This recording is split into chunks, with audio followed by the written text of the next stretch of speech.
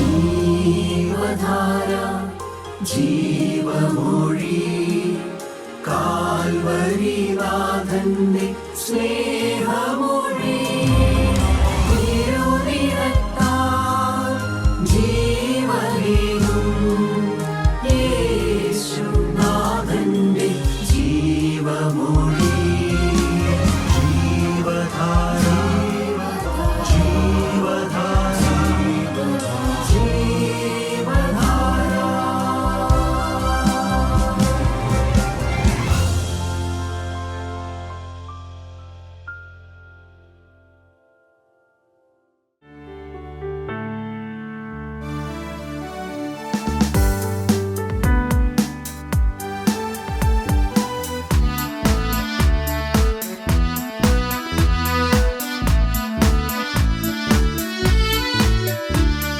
മാറത്തു പൊൻകച്ചയണിഞ്ഞവനായി ഏഴു നക്ഷത്രം വലങ്കയിൽ പിടിച്ചും മാറത്തു പൊൻകച്ചയണിഞ്ഞവനായി ഏഴു നക്ഷത്രം വലങ്കയിൽ പിടിച്ചും അവൻ മൊഴി ഹിമത്തേക്കാൾ വെണ്മയുള്ളതും കണ്ണുകളോ അഗ്നിജ്വാലയ്ക്കൊത്തതും അവൻ മൊഴി ഹിമത്തേക്കാൾ വെണ്മയുള്ളതും കണ്ണുകളോ അഗ്നിജ്വാലയ്ക്കൊത്തതും ആ എന്റെ ദൈവമോ അവനുന്നതനല്ലോ എന്റെ കർത്തനോ അവൻ വല്ലഭനല്ലോ ആ എന്റെ ദൈവമോ അവനുന്നതനല്ലോ എന്റെ കർത്തനോ അവൻ വല്ലഭനല്ലോ എൻ മനമെന്നെന്നും വാഴ്ത്തിയിടുമേ സ്തുത്യനാം ദൈവത്തെ പുകഴ്ത്തിയിടുമേ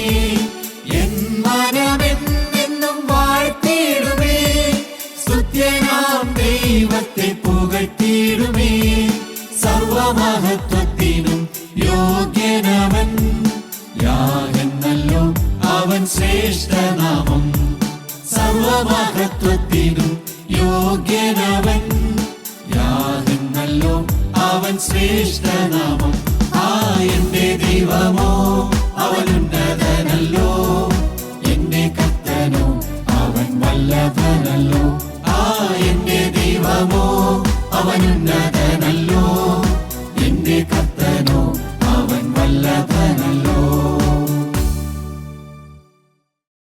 ദൈവത്തിന് സ്തോത്രം.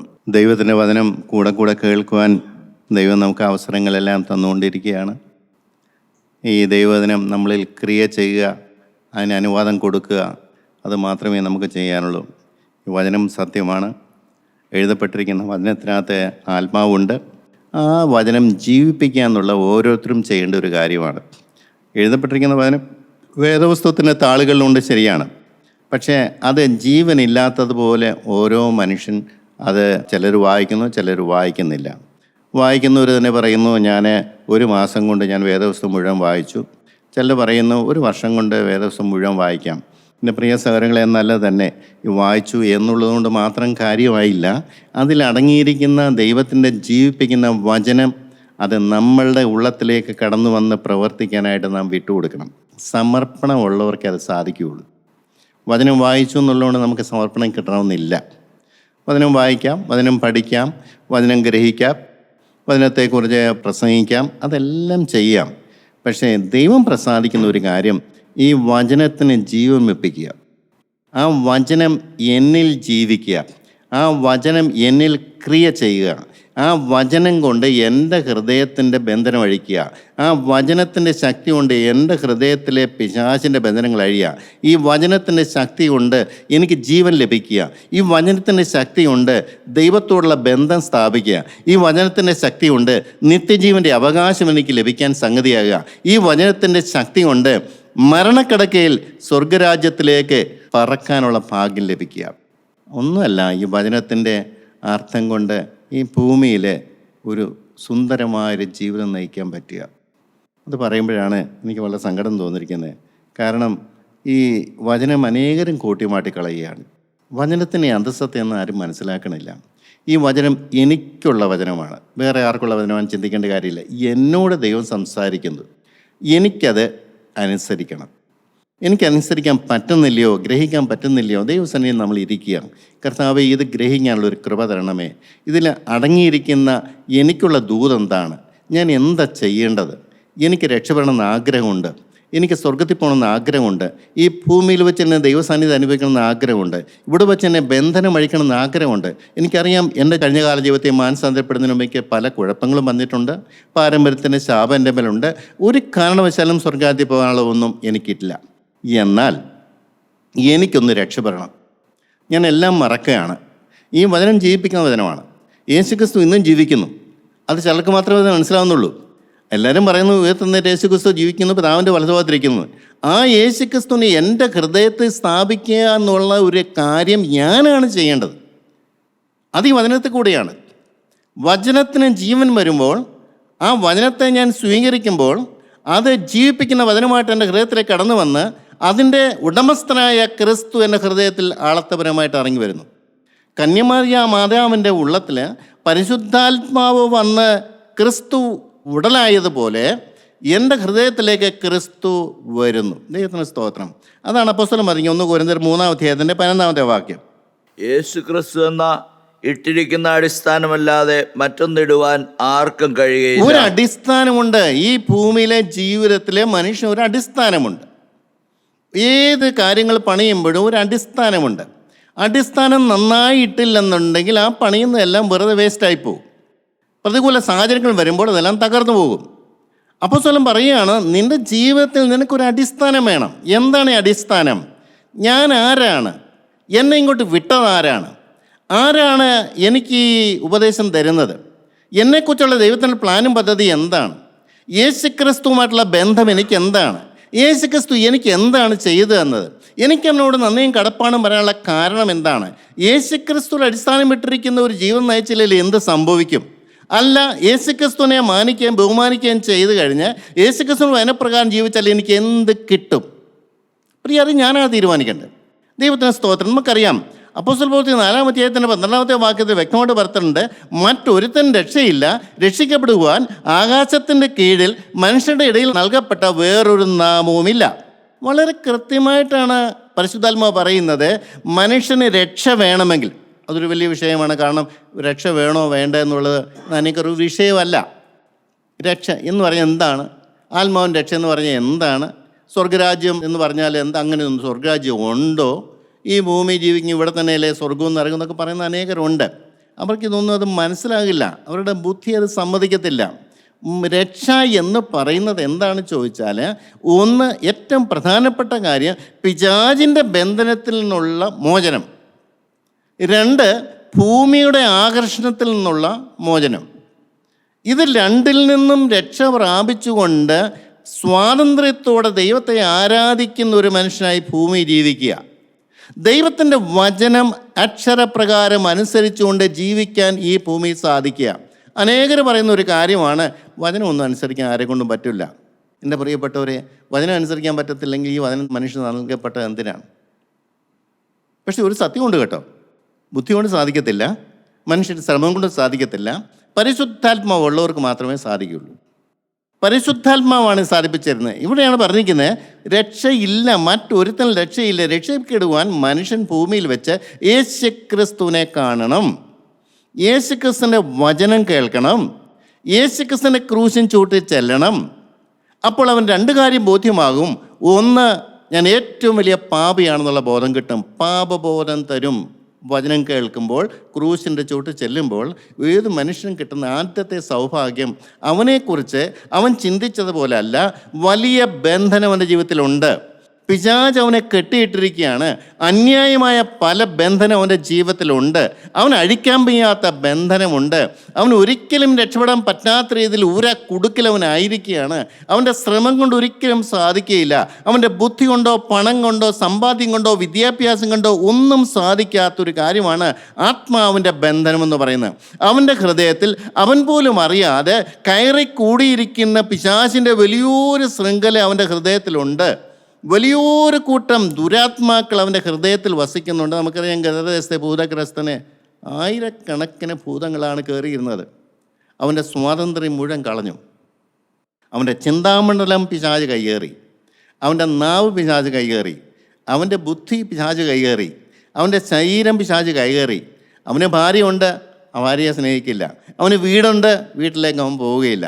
അവന് മനുഷ്യരോട്, ജീവനുള്ള മനുഷ്യരോട് കൂടി അവന് സുഖമായിട്ട് ജീവിക്കാം, അവനത് വേണ്ട. മരിച്ചവരോടുകൂടി കല്ലറകളിലാണ് അവൻ്റെ താമസം. അവന് വസ്ത്രം ഉണ്ടെങ്കിലും വസ്ത്രം ഇടുകയില്ല. ആർക്കും നിയന്ത്രിക്കാൻ വയ്യാത്ത രീതിയിൽ പ്രിയപ്പെട്ടവരെ ഇന്നും അനേകർ ഭൂതഗ്രസ്തനെ പോലെ കഴിയുകയാണ്. അനേകർ അറിയുന്നില്ല, മാന്യരാണ്, കണ്ടാൽ മാന്യരാണ്, വിദ്യാഭ്യാസമുണ്ട്, സമൂഹത്തിലെ മാന്യതയുണ്ട്, നല്ല ജോലിയുണ്ട്, നല്ല കുടുംബമുണ്ട്, നല്ല വാഹനമുണ്ട്, നല്ല വീടുണ്ട്, നല്ല മക്കളുണ്ട്, എല്ലാം നല്ലതാണ്. പക്ഷേ അകത്ത് ദുരാത്മാക്കളുടെ വലിയൊരു കൂട്ടം കഴിയുകയാണ്. ഒരു നിസ്സാര കാര്യം മതി ആൾ ചൂടാവും, ഒരു നിസ്സാര കാര്യം മതി ആൾ ഇറിറ്റേറ്റഡ് ആവും, ഒരു നിസ്സാര സംഭവം മതി ആൾ ഡൗൺ ആവും. എൻ്റെ ദൈവത്തിന് സ്തോത്രം. പ്രിയപ്പെട്ടവരെ, വിചാരിക്കുന്ന പോലെ കാര്യം നടക്കാതെ വന്നാൽ ആളുടെ കാര്യം പോക്കായി. കുടുംബ ബന്ധങ്ങൾ തകരുന്നു. ഭാര്യയെ അക്കോമഡേറ്റ് ചെയ്യാൻ പറ്റില്ല, ഭർത്താവിനെ അക്കോമഡേറ്റ് ചെയ്യാൻ പറ്റില്ല, മക്കളെ അക്കോമഡേറ്റ് ചെയ്യാൻ പറ്റത്തില്ല, സമൂഹത്തെ അക്കോമഡേറ്റ് ചെയ്യാൻ പറ്റില്ല. ഒറ്റയാനായിട്ട് ജീവിക്കുകയാണ്, ഒരേ ലക്ഷ്യം വെച്ച് ഞാൻ ഞാൻ ഞാൻ എന്ന് പറഞ്ഞുകൊണ്ട്. എൻ്റെ പ്രിയരെ, എന്തോ ഒരു ആയിരക്കണക്കിന് ദുരാത്മാക്കൾ വസിക്കുന്ന ഒരു മനുഷ്യനാണെന്ന് മനുഷ്യൻ എങ്ങനെ മനസ്സിലാവും? അവന് മനസ്സിലാകുന്നത് എപ്പോഴാണ്? ആ ക്രൂശിൻ ചൂട്ട് ചെല്ലുമ്പോഴാണ്. ദൈവത്തിൻ്റെ വചനം കേട്ട് രക്ഷ പ്രാപിക്കാൻ ആഗ്രഹിച്ചുകൊണ്ട് ക്രൂശിൻ ചൂട്ട് ചെല്ലുമ്പോഴാണ് അറിയുന്നത് അനേക ബന്ധനങ്ങളുണ്ടെന്ന് ദൈവത്തിൻ്റെ ആത്മാവ് കാണിച്ചു കൊടുക്കും. ദൈവത്തിൻ്റെ ആത്മാവ് വ്യാപരിക്കുമ്പോഴാണ് പാപബോധം കിട്ടുന്നത്. അവൻ ചെയ്തു പോയ പാപത്തെക്കുറിച്ച് സങ്കടവും ദുഃഖവും, എൻ്റെ ദൈവത്തെയാണല്ലോ വേദനിപ്പിച്ചോ. ഇന്ന് അനേകർ ഒരു വേദനയുണ്ടോ? അവനവൻ ചെയ്യുന്നതെല്ലാം ശരി. ഇന്ന് യവനക്കാർ പറയുന്നത് തെറ്റെന്ന് പറയുന്ന സാധനം ഇല്ല. പാപം എന്നൊക്കെ പറയുന്നത് ചിലരൊക്കെ ഇങ്ങനെ ഉണ്ടാക്കിയെടുത്തൊരു കാര്യങ്ങളാണ്. ഒന്നുമില്ല, എനിക്ക് ശരി എന്ന് തോന്നുന്നതാണ് ശരി. പാപം എന്ന് പറയുന്ന സാധനം ഇല്ല, നരകം എന്ന് പറയുന്ന സാധനം ഇല്ല, ദൈവം ഉണ്ടോ ഇല്ലയോ ആവോ എനിക്കറിയാൻ പാടില്ല എന്ന് പറയുന്ന ചെറുപ്പക്കാരുള്ള കാലഘട്ടത്തിൽ നമ്മുടെ ഉത്തരവാദിത്തം എത്ര വലുത്. ഞാൻ ഭയപ്പെടുന്ന ഒരു കാര്യമുണ്ട്, അടുത്ത തലമുറ ദൈവത്തെ കണ്ടെത്തുമോ? അടുത്ത തലമുറയ്ക്ക് ദൈവം ഒരു ആവശ്യമാണ്. കാരണം എല്ലാ സമൃദ്ധിയുമുണ്ട്. എൻ്റെ യൗവനകാലം, എനിക്ക് ചെറുപ്പകാലം എനിക്കറിയാം. വളരെ കഷ്ടപ്പെട്ടാണ് എൻ്റെ അപ്പനും അമ്മ എന്നെ വളർത്തിയത്. ഒരു വാച്ച് പോലും കിട്ടുന്ന ഞാൻ പ്രീ ഡിഗ്രി പഠിക്കുന്ന കാലത്താണ്. 10ാം ക്ലാസ്സിലാണ് ഞാൻ ഒരു ചെരുപ്പിടുന്നത്. വളരെ സങ്കടത്തിലും വളരെ ദാരിദ്ര്യത്തിലും കഴിഞ്ഞൊരു കാലം എനിക്കറിയാം. ആർഭാടം എന്താണെന്ന് എനിക്ക് അറിയാൻ പാടില്ല. ഞാൻ ചിന്തിച്ചിട്ട് പോലുമില്ല. എന്നാൽ എൻ്റെ മക്കൾ കഴിയുന്നതോ എത്രയോ ലാവിഷായിട്ട് അവർ ജീവിക്കുന്നു. അവർക്ക് കഷ്ടത അറിയുന്നില്ല, സങ്കടം അറിയുന്നില്ല, ദുഃഖം അറിയുന്നില്ല. അവർക്കെല്ലാം ഉണ്ട്, അവർക്കുകൊണ്ട് ദൈവത്തെ കാണുന്നില്ല. കഷ്ടതയുണ്ടെങ്കിൽ ദൈവത്തെ കാണുമെന്നല്ല പറഞ്ഞത്. കഷ്ടതയുണ്ടെങ്കിൽ അത് ദൈവത്തെ കാണാൻ ഉപകരിക്കുമെന്ന് മാത്രമേ ഞാൻ പറഞ്ഞുള്ളൂ. എൻ്റെ പ്രിയപ്പെട്ട സഹോദരങ്ങളെ, എന്നാൽ ഇന്ന് ഒന്നുമില്ല, എല്ലാം സമൃദ്ധിയാണ്. എല്ലാവരും സെൽഫ് സഫിഷ്യൻ്റാണ്. പണത്തിന് പണമുണ്ട്, ആരോഗ്യമുണ്ട്, വിദ്യാഭ്യാസമുണ്ട്, വീടുണ്ട്, വാഹനമുണ്ട്, കാറുണ്ട്. എന്തിൻ്റെ കുറവാണ്? ദൈവത്തെ എന്തിനു അന്വേഷിക്കണം? പഴയ കാലത്ത് കഷ്ടത വരുമ്പോൾ ദൈവത്തെ വിളിക്കും, ശരിയാണ്. എന്നാൽ ഇന്നത്തെ കാലത്ത് അതല്ല. കഷ്ടത ഇല്ലെങ്കിലും എൻ്റെ ആത്മാവിൻ്റെ ദാരിദ്ര്യം, എൻ്റെ ആത്മാവിൻ്റെ സങ്കടം, ആത്മാവിൻ്റെ വേദന, ആത്മാവിൻ്റെ രോഗം, എൻ്റെ ദൈവത്തിന് സ്തോത്രം. യെശയ്യാ പ്രവചനം പറയുന്നുണ്ടല്ലോ, തല മുഴുവൻ ദീനം, ഹൃദയം മുഴുവൻ വ്രണം. ഇതാരറിയുന്നുണ്ട്? ആത്മാവ് കാണിച്ചു കൊടുക്കുമ്പോഴാണ് അറിയുന്നത്. ദൈവം നോക്കി കരയാണ്. എൻ്റെ ദൈവത്തിന് സ്തോത്രം പറയുന്നുണ്ട്, ഗലയാദിൽ സുഗന്ധ തൈലമില്ലേ, അവിടെ വൈദ്യനില്ലേ, എൻ്റെ ജനത്തിൻ്റെ പുത്രിക്ക് രോഗശമനം വരാത്തത് എന്തെന്ന് ചോദിക്കുകയാണ്. കർത്താവ് വീണ്ടും പറയുന്നുണ്ട്, പുള്ളിപ്പുലിക്ക് തൻ്റെ പുള്ളിയും കൂച്ചിന് തന്നെ തൊക്കും മാറ്റാൻ പറ്റുമോ? പറ്റില്ല. എങ്കിലും ദോഷം ശീലിച്ച് നിങ്ങൾക്ക് നന്നാകാൻ പറ്റുമെന്നാണ് പറയുന്നത്. ഒരുത്തൻ വീണാൽ എഴുന്നേൽക്കയില്ലേ? ഒരുത്തൻ വഴിതെറ്റിപ്പോയാൽ മടങ്ങി വരികയില്ലേ? ദൈവം അത്ഭുതത്തോടെ നോക്കിയാണ്. ഇത്രയും ഞാൻ കാര്യങ്ങൾ ചെയ്തിട്ടും ആർക്കും ദൈവത്തെ വേണ്ട, ദൈവത്തെ അന്വേഷിക്കുന്നില്ല. അവരുടെ ആത്മാവിൻ്റെ ബന്ധനം അറിയുന്നില്ല, ബന്ധനത്തിൽ രക്ഷപ്പെടണമെന്നോ ആഗ്രഹമില്ല. ഇന്നത്തെ കാലഘട്ടം അതാണ് പ്രിയപ്പെട്ടവരെ. എത്ര വചനം പറഞ്ഞാലും ആർക്കും ഒരു വിഷയമല്ല. ഏതോ ഒരു മാന്ത്രിക വലയത്തിൽ കഴിയാണ്. അതാണ് അപ്പോസ്തലൻ പറഞ്ഞത്, ക്ഷുദ്രം ചെയ്ത് മയക്കിയെന്ന്. ദുരാത്മാക്കൾ ക്ഷുദ്രം ചെയ്ത് മയക്കിയ വലിയൊരു സമൂഹത്തിലാണ് ഞാനും നിങ്ങളും കഴിയുന്നത്. പ്രിയപ്പെട്ടവരെ, നിങ്ങൾക്ക് ഉത്തരവാദിത്വമില്ലേ? നിങ്ങളുടെ മക്കൾക്ക് വേണ്ടി കരയാൻ വേറെ ആരുണ്ട്? എൻ്റെ കരച്ചിൽ മാത്രമേ ദൈവസേനയിൽ കേൾക്കുകയുള്ളൂ. എൻ്റെ മക്കളുടെ കരച്ചിൽ, എൻ്റെ മക്കളുടെ അവസ്ഥയ്ക്ക് ഓർത്ത് കരയണമെങ്കിൽ അപ്പൻ കരഞ്ഞേ പറ്റുള്ളൂ. അപ്പൻ കരയണമെങ്കിൽ അപ്പൻ ദൈവത്തിൻ്റെ സന്നിധിയിലെ ഒരു പ്രവേശനമുള്ള മനുഷ്യനായിരിക്കണം, ദൈവത്തെ പ്രസാദിപ്പിക്കുന്ന മനുഷ്യനായിരിക്കണം, ദൈവവചനത്താൽ ദൈവത്തിൻ്റെ ആത്മാവിനാൽ ബന്ധനം അഴിഞ്ഞവനായിരിക്കണം. കെട്ടുകൾ പൊട്ടിയവനായിരിക്കണം. ദൈവസന്നിധിയിലേക്കുള്ള സ്വാതന്ത്ര്യമുള്ള മനുഷ്യന് മാത്രമേ ഒരാത്മാവിന് വേണ്ടി പ്രാർത്ഥിക്കാൻ പറ്റുകയുള്ളൂ. ലോകത്തെ മുഴുവൻ നന്നാക്കാനൊന്നും നമുക്ക് പറ്റുകയില്ല. ഒരു ചെറിയ കുടുംബം തന്നിട്ട് നമുക്ക് ആ കുടുംബത്തെ രക്ഷിക്കാൻ ഉത്തരവാദിത്തം എൻ്റെ തലമേലായിരിക്കുന്നത്. ഞാൻ പലപ്പോഴും പറയാറുണ്ട്, എൻ്റെ പെങ്ങന്മാരുണ്ട്, അവരുടെ ആത്മാവിന് ഞാൻ കണക്ക് പറയേണ്ടി വരും. എന്നെ കടന്നുപോയ അപ്പനും അമ്മയുണ്ട്, അവരുടെ ആത്മാവിനും കണക്ക് പറയേണ്ടി ഞാൻ വരും.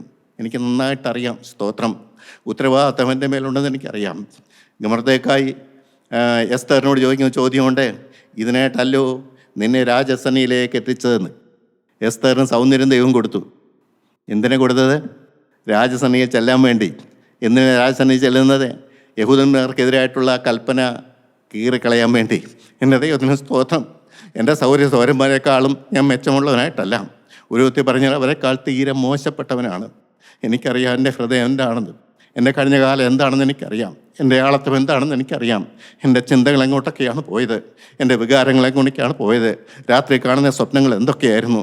എൻ്റെ നാവിന് കടിഞ്ഞാണില്ലായിരുന്നു, എൻ്റെ ചിന്തകൾ കടിഞ്ഞാണില്ലായിരുന്നു.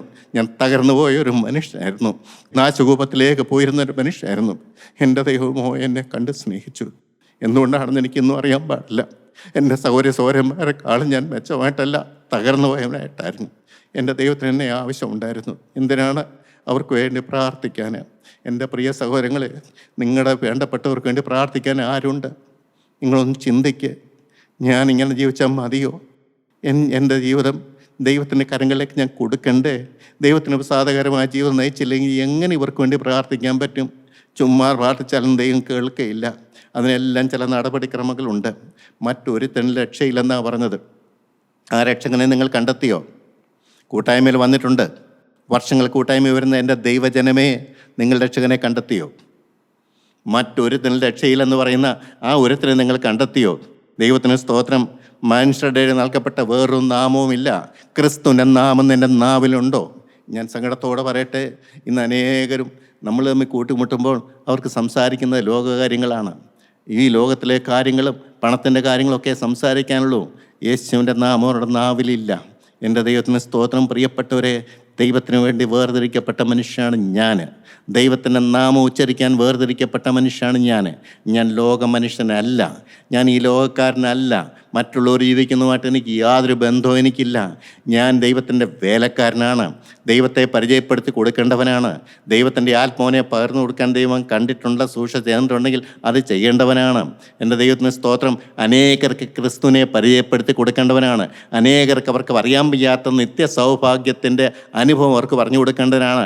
അനേകരുടെ ബന്ധനങ്ങളെ കാണിച്ചു കൊടുക്കുകയും ബന്ധനം വഴിക്കുന്ന ക്രിസ്തുവിലേക്ക് നടത്തുകയും ചെയ്യേണ്ടവനാണ് ഞാൻ. മറ്റൊരുത്തനും രക്ഷയില്ല.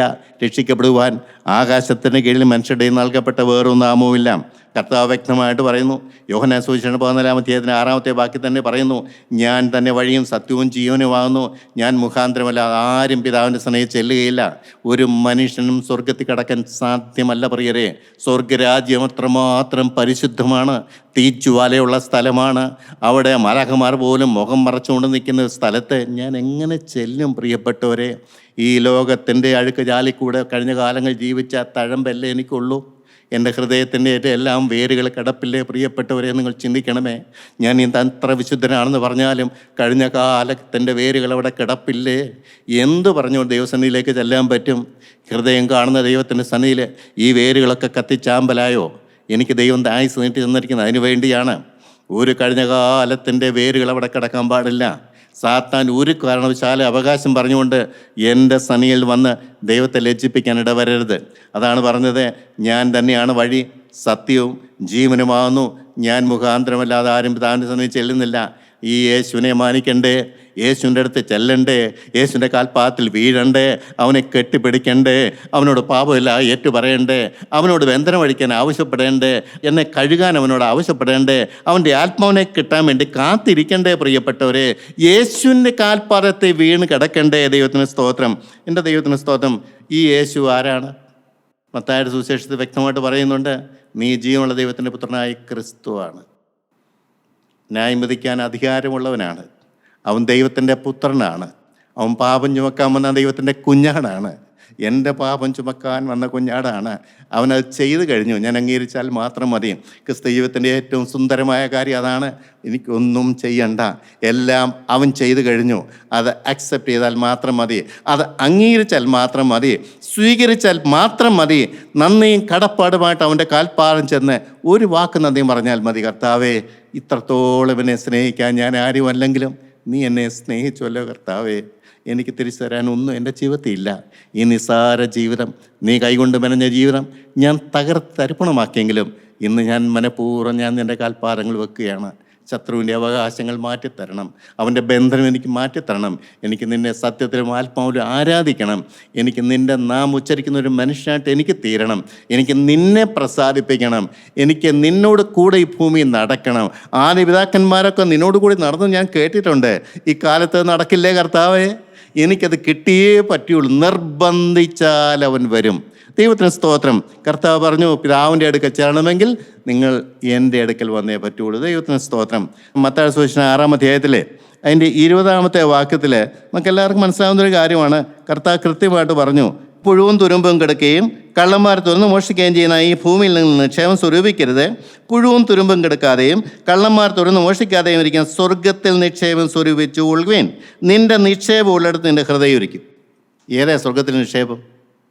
ക്രിസ്തു. ദൈവത്തിന് സ്തോത്രം. നമുക്ക് നിക്ഷേപമായിട്ടുള്ള ഒരേ ഒരു കാര്യം, നശിച്ചു പോകാത്തതും കള്ളന്മാർ തുറന്നു മോഷ്ടിക്കാത്തതും പുഴുവും തുരുമ്പും കെടുക്കാത്തതുമായി ഒരേ ഒരു നിക്ഷേപമേ ഉള്ളൂ ഭൂമിയിൽ നമുക്ക് നേടാൻ പറ്റിയത് ക്രിസ്തുവാണ്. ഞാൻ സ്നേഹത്തോടെ ചോദിച്ചു കൊള്ളട്ടെ, പ്രിയപ്പെട്ടവരെ, നിങ്ങൾ അങ്ങനെ ഒരു നിക്ഷേപത്തെക്കുറിച്ച് കേട്ടിട്ടുണ്ടോ, കണ്ടിട്ടുണ്ടോ, അറിഞ്ഞിട്ടുണ്ടോ, സ്വന്തമാക്കിയിട്ടുണ്ടോ? നമുക്കറിയാം, ഇന്ന് സ്വർണം വളരെ വിലപ്പെട്ടതാണ്. ജനങ്ങളെ ഏറ്റവും സുരക്ഷിതമായി കാണുന്ന നിക്ഷേപം ഇപ്പോൾ സ്വർണ്ണമാണ്. എൻ്റെ ദൈവത്തിന് സ്തോത്രം. മരിക്കാൻ നേരമോ ആർക്കെങ്കിലും കൊടുത്തിട്ട് പോവില്ലേ? ദൈവത്തിന് സ്തോത്രം. എന്നാൽ മരിക്കാൻ നേരവും നഷ്ടപ്പെടാത്തതായ കൊണ്ടുപോകാൻ പറ്റിയ ഒരേ ഒരു നിക്ഷേപം ക്രിസ്തുവാണ്. എൻ്റെ ദൈവത്തിന് സ്തോത്രം. ഈ നിക്ഷേപം നിങ്ങൾ കണ്ടിട്ടുണ്ടോ, അറിഞ്ഞിട്ടുണ്ടോ, സ്വന്തമാക്കിയിട്ടുണ്ടോ? പലപ്പോഴും ഒരു പ്രേരണയൊക്കെ ചിലപ്പോൾ വരാറുണ്ട്, സുഹൃത്ത് സ്വർണ്ണമൊക്കെ വാങ്ങിച്ചാൽ എന്താണ്? ഉടനെ എനിക്ക് വേറെ ചിന്ത വരും. ആർക്ക് വേണ്ടി? എനിക്ക് ഉപകരിക്കത്തില്ലല്ലോ, എൻ്റെ ആത്മാവിന് ഉപകരിക്കത്തില്ലല്ലോ, എൻ്റെ മക്കൾക്ക് വേണ്ടിയോ? അവർക്കൊരായുസുണ്ട്, അവർ അധ്വാനിക്കട്ടെ. എനിക്കിനി അതിൻ്റെ പിന്നാലെ പോകാൻ നേരമില്ല. ഒരു വിലപ്പെട്ട നിക്ഷേപമുണ്ട്, മരണക്കിടക്കയിൽ വിലയുടെ നിക്ഷേപമുണ്ട്. അത് ക്രിസ്തുവാണ്. ആ ക്രിസ്തുവിനെ സ്വന്തമാക്കിയോ? ദൈവത്തിന് ആ ക്രിസ്തു നിറഞ്ഞു വരാനുള്ള അധ്വാനം എനിക്കുണ്ടോ? ദൈവത്തിന് സ്തോത്രം. പ്രിയപ്പെട്ടവരെ, നിക്ഷേപം നശിച്ചു പോകാത്തത്, കള്ളന്മാർ കൊണ്ടുപോകാത്തതായ ഒരേ ഒരു നിക്ഷേപം ക്രിസ്തുവാണ്. ദൈവത്തിന് സ്തോത്രം. മത്തായി സുവിശേഷം 7:25 പറയുന്നു, പാറമേലുള്ള അടിസ്ഥാനം, ക്രിസ്തുവാകുന്ന പാറമേലുള്ള അടിസ്ഥാനം ഇട്ടാൽ എന്തെല്ലാം പ്രശ്നം ലോകത്തിൽ വന്നാലും കുലുങ്ങയില്ല, നിരാശപ്പെടേണ്ട, ഭാരപ്പെടേണ്ട, നിങ്ങൾ അല്പം പോലും സങ്കടപ്പെടേണ്ട. ക്രിസ്തുവിനോടുള്ള സമർപ്പണം, ക്രിസ്തുവിനോടുള്ള വാക്ക് പറഞ്ഞാൽ, ക്രിസ്തുവിൻ്റെ വചനപ്രകാരം ജീവിതം ക്രമീകരിച്ചാൽ അതാണ് പാറമേലുള്ള അടിസ്ഥാനം. പ്രിയപ്പെട്ടവരെ, കുലുങ്ങേണ്ട ആവശ്യമില്ല, നിരാശപ്പെടേണ്ട, ഭാരപ്പെടേണ്ട, ആകുലപ്പെടേണ്ട. രോഗം വരട്ടെ, കടങ്ങൾ വരട്ടെ, മക്കളെ തെറ്റിപ്പോകട്ടെ, എന്തെല്ലാം വന്നാലും ശരി, ക്രിസ്തു നിന്നെ തള്ളിക്കളയില്ല. ആ ക്രിസ്തുവിൻ്റെ അടുത്തേക്ക് ഇറങ്ങി വരും. ദൈവത്തിന് സ്നേഹം അനുഭവിച്ച മനുഷ്യനാണ്. ക്യാൻസർ രോഗം വന്ന് മരണത്തെ മുഖമായി കണ്ടപ്പോൾ അവൻ മാത്രം എൻ്റെ അടുത്തേക്ക് ഇറങ്ങി വന്നു. ഡെങ്കി ഫീവർ വന്ന് ആശുപത്രി കിടന്നപ്പോൾ ഒരു മനുഷ്യനും വരാൻ സാധിച്ചില്ല. എല്ലാവർക്കും പേടിയാണ്, അസുഖം പിടിക്കുന്നത് പേടിയാണ്. എന്നാൽ ഒരുവൻ വന്നു, മോനെ എനിക്ക് പേടിയൊന്നുമില്ല, നീ ഏകനായി കിടക്കുന്ന കാണുമ്പോൾ ഞാൻ നിൻ്റെ അടുത്തേക്ക് വരികയാണ്. സത്യമായി ഞാൻ ദൈവ സാന്നിധ്യം അനുഭവിച്ചു. എൻ്റെ ദൈവത്തിന് സ്തോത്രം. ആരും വരാത്ത സമയത്ത് നീ വന്നല്ലോ കർത്താവേ. ഞാൻ ഹൃദയം തകർന്നെൻ്റെ ദൈവത്തോട് പറഞ്ഞു, നീയാണ് വിശ്വസ്തൻ. സ്തോത്രം. ആരും മരണക്കിടക്ക മാറ്റി വരിക്കാതിരിക്കുന്ന സമയത്ത് അവൻ വന്നു മരണക്കിടക്ക മാറ്റി വരിച്ചെന്നെ ചാടി എഴുന്നേൽപ്പിച്ച ഓർമ്മയുണ്ട്. നല്ലവനായ യേശു ക്രിസ്തു, എൻ്റെ ദൈവത്തിന് സ്തോത്രം. വാക്കുകൾ കൊണ്ട് പറയാൻ വയ്യാത്ത യേശു ക്രിസ്തു, നിൻ്റെ പ്രശ്നങ്ങളിൽ കൂടെ വരാൻ അവന് മാത്രമേ സാധിക്കുകയുള്ളൂ. അവന് മാത്രമേ നിനക്ക് ഹൃദയത്തെ തണുപ്പിക്കാൻ പറ്റുകയുള്ളൂ. അവന് മാത്രമേ നിനക്ക് ആശ്വാസം തരാൻ പറ്റുകയുള്ളൂ. അവൻ എന്നും എന്നും എക്കാലത്തും കൂടെ കാണും. യുഗങ്ങൾ യുഗങ്ങൾ നിലനിൽക്കുന്ന ഒരു ബന്ധമാണത്. അല്പകാലത്തെ ഒരു ജീവിതമല്ല. ദൈവത്തിന് സ്തോത്രം. അതാണ് ഈ പാറമേലുള്ള അടിസ്ഥാനം എന്ന് പറയുന്നത്. അത് ഇളകിപ്പോകില്ല. സാഹചര്യം എന്തു വന്നാലും ശരി, എന്തെല്ലാം പ്രശ്നം വന്നാലും ശരി, അവൻ മാറുകയില്ല. അവനെല്ലാം കണ്ടുകൊണ്ടിരിക്കുകയാണ്.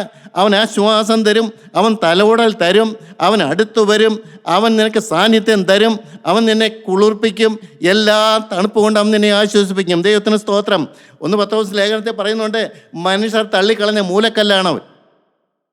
സാധാരണക്കാർക്ക് അവനെ വേണ്ട, ലോകമനുഷ്യർക്ക് അവനെ വേണ്ട, ഇവൻ ആത്മീയർക്ക് പോലും വേണ്ട, പേരിനുള്ള ഇത് മാത്രമേ ഉള്ളൂ. എല്ലാവരും തള്ളിക്കളഞ്ഞ മൂലക്കല്ല് എനിക്ക് അടിസ്ഥാനക്കല്ലാണ്. പറയാൻ പറ്റുമോ? എൻ്റെ ദൈവത്തിന് സ്തോത്രം. ആർക്കും വേണ്ടാത്തവൻ, എനിക്കവൻ വിലപ്പെട്ടവനാണ്. എൻ്റെ ദൈവത്തിന് സ്തോത്രം. യഹൂദ ജനം മുഴുവൻ തള്ളിക്കളഞ്ഞു, പീലാത്തോസ് പോലെ തന്നെ തള്ളിക്കളഞ്ഞു. ആർക്കും വേണ്ട, അവൻ ഒഴിവായി കിട്ടാൻ എല്ലാവരും ആഗ്രഹിക്കുന്നു. സഹോദര, നിനക്കവൻ വിലപ്പെട്ട നിധിയാണോ എന്നാ ചോദ്യം. എൻ്റെ ദൈവത്തിന് സ്തോത്രം. എല്ലാവരും തള്ളിക്കളയട്ടെ, എല്ലാവരും ഒഴിവാകട്ടെ, എല്ലാവരും ലോകത്തിലേക്ക് പോകട്ടെ, എല്ലാവരും ലോകത്തിന് പിന്നാലെ പോകട്ടെ. എനിക്ക് വിലപ്പെട്ട ഒരു നിധിയായി നീ കണ്ടെത്തിയില്ലേ? ദൈവം കാണാൻ നിൻ്റെ അടുക്കിലേക്ക് ഇറങ്ങി വന്നില്ലേ? മകനെ, മകളെ, നീ വ്യക്തമായിട്ട് മനസ്സിലാക്കിക്കോളൂ. അവനെ മുറുകെ പിടിച്ചു കൊള്ളുക. നീ ഒരു കാലത്തിൽ ലജ്ജപ്പെടേണ്ടി വരികയില്ല.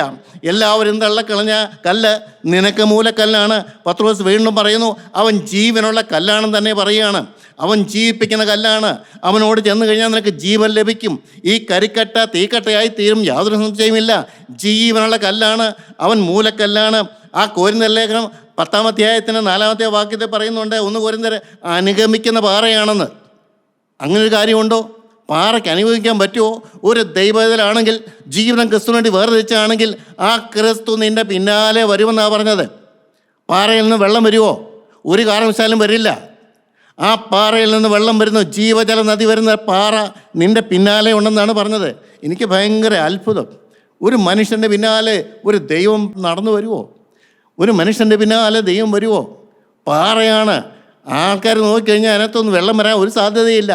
എന്നാൽ ഈ പാറ ജീവനുള്ള പാറയാണ്. ഇസ്രായേൽ ജനത്തെ 40 കൊല്ലം അവർക്ക് വെള്ളം കൊടുത്ത പാറയാണ്. ദൈവത്തിന് സ്തോത്രം. പ്രിയപ്പെട്ടവരെ, നന്മയും കരുണയും ആയുഷ്കാലമൊക്കെയും പിന്തുടരുന്ന സങ്കീർത്തനക്കാരൻ പറഞ്ഞു. അതെനിക്ക് മനസ്സിലാക്കാൻ വളരെ പ്രയാസമുള്ളൊരു കാര്യമാണ്. ഇങ്ങനെ പറയാൻ പറ്റിയ സങ്കീർത്തനക്കാരന് നന്മയും കരുണയും ആയുഷ്കാലമൊക്കെയും പിന്നാലെ വരുന്നൊരു സ്നേഹം. സ്തോത്രം. എൻ്റെ ദൈവത്തിന് സ്തോത്രം. ഇതൊക്കെ ഒന്ന് അനുഭവിച്ച് കഴിഞ്ഞാൽ നമ്മൾ ഈ ലോകത്തിൽ നമ്മൾ നിസ്സാരമൊന്നുമല്ല, വിലപ്പെട്ട നിധികളാണ്, സമ്പത്താണ്. ദൈവത്തിൻ്റെ ആശ മുഴുവൻ നമ്മുടെ മേലാണ്. ഇസ്രായേലിൻ്റെ ആശയൊക്കെ ആരുടെ മേൽ? നിൻ്റെ മേലും നിൻ്റെ പുതുഭവനത്തിൻ്റെ മേലും അല്ലേ എന്ന് ദൈവം ചോദിക്കുന്നൊരു ചോദ്യമുണ്ട് ഒരു രാജാവിനോട്. അവനത് കളഞ്ഞു കുളിച്ചു.